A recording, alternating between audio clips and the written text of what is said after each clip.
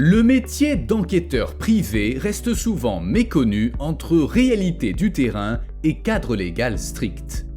Cette société réalise des missions d'enquête au service des entreprises et des particuliers dans le respect d'une réglementation bien définie. Le métier de détective il est très fantasmé parce qu'on voit à la télévision. Mais être détective privé en Belgique, être enquêteur, ça ne s'improvise pas. Il faut suivre une formation reconnue de 2 ans et obtenir une autorisation du ministère de l'Intérieur. Notre profession elle est encadrée par la loi du 18 mai 2024 sur la recherche privée. On est évidemment tenu à respecter le RGPD et on a aussi des obligations administratives comme la signature d'une convention et la remise d'un rapport détaillé qui contient nos observations.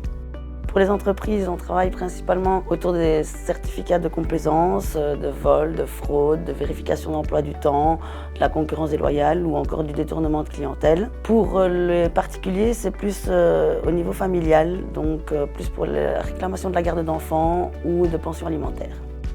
Quand un client nous contacte, déjà on vérifie la légalité de sa démarche. Ensuite on le rencontre parce que le contexte est très important pour établir la stratégie précise et unique de son dossier. On signe ensemble une convention qui va le protéger dans la démarche. Ensuite on va faire l'enquête de terrain et on termine par la remise d'un rapport détaillé de nos observations qui peut être utilisé en justice.